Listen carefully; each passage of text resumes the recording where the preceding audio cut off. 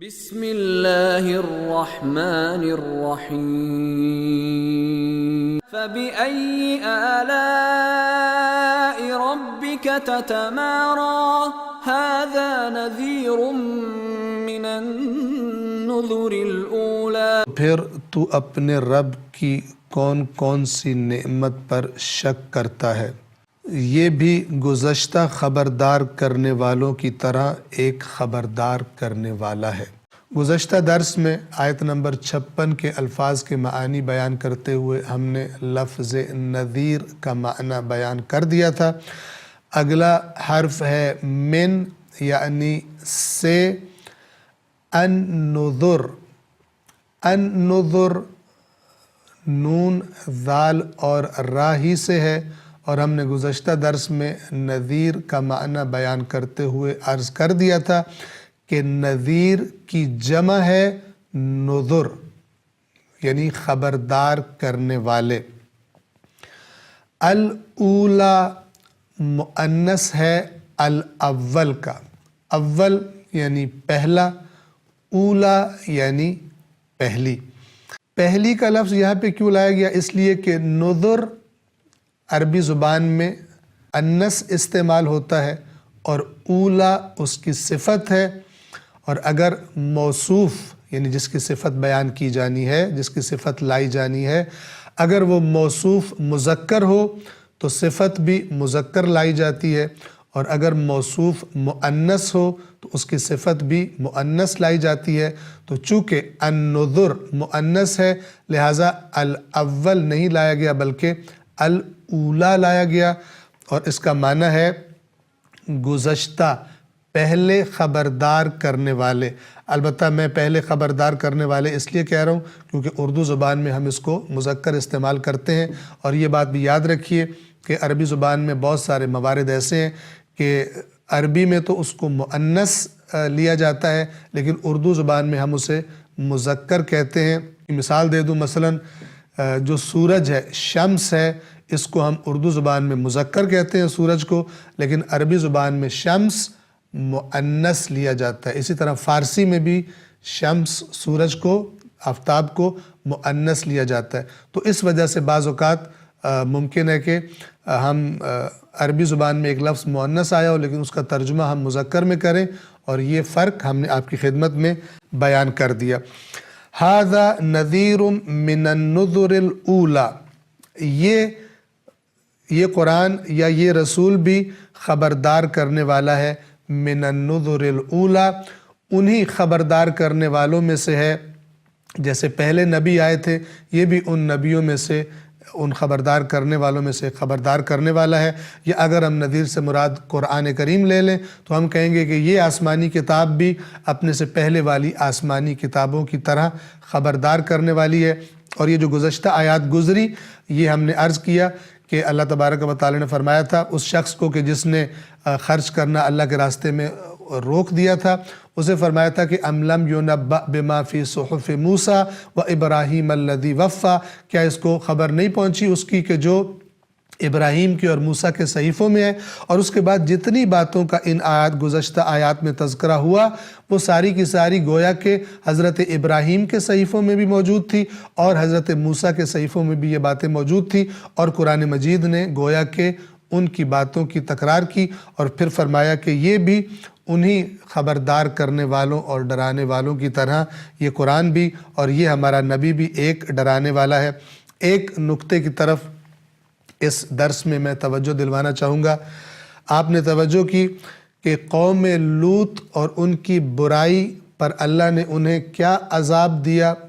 یہاں پہ قرآن نے بیان کیا ہے، اور تورات و انجیل میں بھی اس قوم کے عذاب کا تذکرہ ہے۔ آج کی دنیا میں دین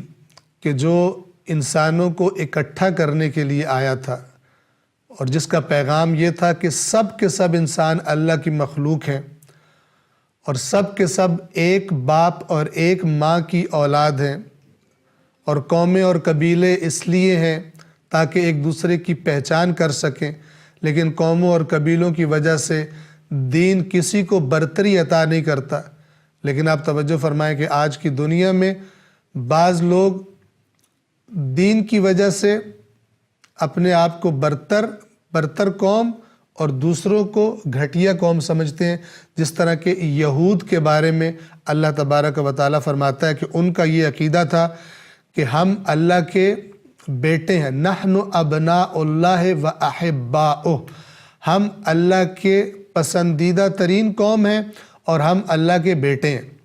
اور اسی بنا پر کہتے تھے کہ جنت میں صرف ہم جائیں گے، اور اگر ہم جہنم میں گئے بھی تو گنتی کے چند روز ہم جہنم میں رہیں گے اور اس کے بعد ہم واپس جنت میں آ جائیں گے۔ اور کبھی کہتے تھے، عیسائی کہتے تھے جنت میں صرف عیسائی مسیحی جائیں گے، یہودی کہتے تھے جنت میں صرف یہودی جائیں گے۔ توجہ فرمائیے، قرآن مجید کا پیغام ساری انسانیت کے لیے ہے، اور قرآن یہ کہتا ہے کہ صرف اپنا نام یہودی رکھ لینا، یا اپنا نام مسیحی رکھ لینا، یا اپنا نام فقط مسلمان رکھ لینا، اور اگر آج کے دور کے بارے میں ہم کہیں کہ اپنا نام شیعہ رکھ لینا یا سنی رکھ لینا، لیکن ان تعلیمات پر عمل نہ کرنا کہ جن کو قرآن مجید عمل کرنے کا حکم دیتا ہے، تو یہ فقط نام رکھ لینا ہمارے کسی کام نہیں آئے گا۔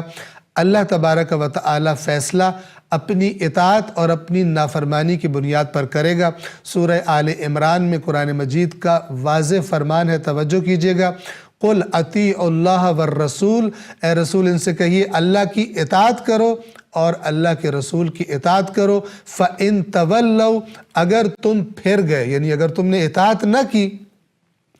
فَإِنَّ اللَّهَ لَا يُحِبُّ الْكَافِرِينَ، تو اللہ کافروں کو پسند نہیں کرتا۔ توجہ فرمایا، یہاں پر کافر، کفر کس کے مقابلے میں قرآن لا رہا ہے؟ اللہ اور اللہ کے رسول کی اطاعت کے مقابلے میں۔ جب انسان اللہ اور اللہ کے رسول کی نافرمانی کو اپنی عادت بنا لیتا ہے تو گویا اپنے اندر ایک ایسا کینسر پیدا کر لیتا ہے کہ جو اگر حد سے گزر جائے تو ہو سکتا ہے اپنے آپ کو وہ مسلمان سمجھتا رہے اور اپنے آپ کو جنت کا مستحق سمجھتا رہے، لیکن قرآن مجید کی اس آیت نے جس طرف خبردار کیا ہے وہ یہ کہ ہو سکتا ہے قیامت کے دن اس کو مسلمانوں کی صف میں کھڑا نہ ہونے دیا جائے۔ یہ بیماریاں کہ جو دین والے لوگوں کے اندر پیدا ہو جاتی ہیں اور آج بھی پیدا ہو چکی ہیں، ان کے بارے میں قرآن نے خبردار کیا ہے کہ یاد رکھو اللہ کے ہاں اس کا اجر ہے کہ جو اللہ کے حکم کے آگے سر جھکاتا ہے اور اللہ کی اطاعت کرتا ہے، ورنہ اے قرآن پڑھنے والو تم سے پہلے بھی لوگ اس گمراہی کا شکار ہو گئے تھے، کیونکہ ہم فلان قوم سے تعلق رکھتے ہیں، ہماری فلان کتاب ہے، لہٰذا ہم حتماً جنت میں جائیں گے۔ قرآن نے اس کا انکار کیا اور فرمایا کہ اے اہل کتاب، تمہارے ہاتھ پلے کچھ بھی نہیں ہے جب تک کہ تم تورات و انجیل کو قائم نہ کر دو۔ اور آج مسلمانوں کے لیے بھی یہی پیغام ہے کہ تمہارے ہاتھ پلے کچھ نہیں ہے جب تک کہ تم اللہ کی کتاب کی تعلیمات کو اپنے معاشرے میں قائم نہ کر دو، ورنہ فقط زبانی دعوے کرنے سے اور فقط نعرے لگانے سے اور فقط من گھڑت آرزوؤں سے کہ ہم تو حتماً جنت میں جائیں گے، اس سے اللہ کا قانون تبدیل نہیں ہونے لگا۔ اللہ کا قانونی حق ہے اور قرآن کہتا ہے کہ اگر حق ان کی خواہشات کے پیچھے چلتا تو آسمان و زمین تباہ و برباد ہو گئے ہوتے۔ توجہ فرمائیے، آج وہ دین کے جو انسانیت کو اکٹھا کرنے آیا تھا اور انسانیت کے لیے نجات کا پیغام لے کر آیا تھا، آج اسی دین کے نام پر انسان اپنی اصلاح تو نہیں کر رہے، اسی دین کے نام پر لڑنے کے لیے تیار رہتے ہیں۔ اسی دین کے نام پر آپ توجہ فرمائیں، آپ کو ایک مثال دیتا ہوں۔ چونکہ قوم لوط کا تذکرہ آیا، قوم لوط ہم جنس پرست تھی، مردوں کے ساتھ برا فعل کیا کرتے تھے۔ آج ایک ملک قائم کیا گیا اسرائیل کے نام سے کہ جو دین کے نام پر انہوں نے قائم کیا ہے، لیکن اسی دین کے نام پر قائم ہونے والے ملک میں ہم جنس پرستی آزاد ہے، اور جس کو انہی کے دین نے، جس دین کو وہ مانتے ہیں، اس نے بتایا، ان کی کتاب نے بتایا کہ اللہ نے ان پر عذاب کیا تھا۔ دین کے نام پر ملک لیا گیا، دین کے نام پر انسانیت پر ظلم کر رہی ہے یہی قوم، لیکن جو اپنی کتاب میں جس فعل کو حرام قرار دیا گیا ہے اس فعل کو اس ملک میں جائز سمجھا جاتا ہے، اور ان کو بنیادی طور پر ان کے سارے یعنی اس غلط کام کرنے کے حقوق میسر ہیں۔ تو یہ عبرت کا مقام ہے، آپ توجہ فرمائیں کہ وہ دین کے جو انسانیت کی اصلاح کے لیے اور انسانیت کو اکٹھا کرنے کے لیے آیا ہے، انسانیت کی نجات کے لیے آیا ہے، اس دین سے انسانیت اپنی اصلاح نہ کرے۔ آپ کوئی بھی دین لے لیں، آج کیا ہو گیا ہے، دین کے نام پر دین کا نام استعمال کر کے انسانیت کو لڑایا جاتا ہے، انسانیت کو تقسیم کیا جاتا ہے، لیکن وہی لڑنے والے جب اپنی زندگیوں کی طرف دیکھیں تو دین کی تعلیمات پر اپنے آپ کو عمل کرنے والا نہیں پائیں گے۔ کہ خداوند عالم قرآن مجید نے جس طرح خبردار کیا ہے، قرآن کی اس نصیحت کو ہمیں قبول کرنے کی اور اس پر عمل کرنے کی توفیق عطا فرمائے۔ السلام علیکم ورحمۃ اللہ وبرکاتہ۔